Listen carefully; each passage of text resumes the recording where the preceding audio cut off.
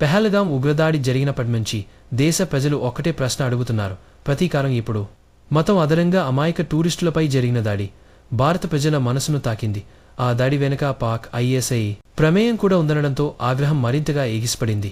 దీంతో ఇండియా, పాకిస్తాన్ మధ్య పరిణామాలు వేగంగా మారాయి. ఒప్పందాల రద్దు, మిస్సైల్ టెస్టులు అన్నీ మునుపెన్నడూ లేని స్థాయిలో జరిగాయి. కానీ భారత్ మాత్రం ప్రతి దశలో పాకిస్తాన్కు గట్టి కౌంటర్ ఇస్తూ వస్తోంది. ఇలా ఓ వైపు రాజకీయం, మరోవైపు ప్రజల ఒత్తిడి.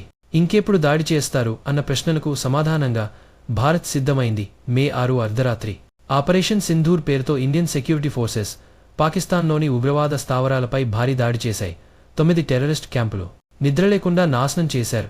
సుమారు 70 మందికి పైగా టెర్రరిస్టులు చనిపోయినట్టు సమాచారం.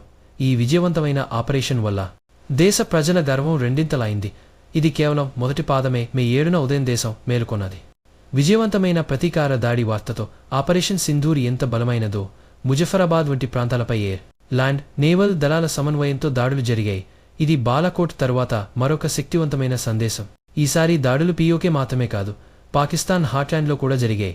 పాకిస్తాన్ భూభాగంలోకి చొచ్చుకుని వెళ్లడం, దాని సార్వభౌమత్వంపై ప్రశ్నలు వేయడం అంత సులభం కాదు. కానీ భారత్ అది చేసి చూపించింది. ఇది మాటల యుద్ధం కాదు, చేతల యుద్ధం. ఇప్పటికే పాకిస్తాన్ లైన్ ఆఫ్ కంట్రోల్ వద్ద కాల్పులు ప్రారంభించింది. అంతర్జాతీయంగా విమర్శలు రాకుండా భారత్, అమెరికా వంటి దేశాలతో ముందుగానే చర్చలు జరిపింది.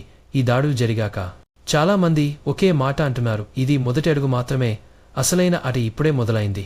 బాలాకోట్ తరహాలో ప్రతీకారం సాధించడం చాలదు, ఇప్పుడు యుద్ధం తప్పదని అనిపిస్తోంది. ఎందుకంటే ప్రజల గుండెల్లో ఉన్న కోపం, ప్రభుత్వంపై ఉన్న నమ్మకం ఏదో ఒకటి జరగాల్సిందే అన్నట్లుగా ఉంది. మీరు కూడా ఈ విషయంపై మీ అభిప్రాయం కామెంట్స్లో చెప్పండి.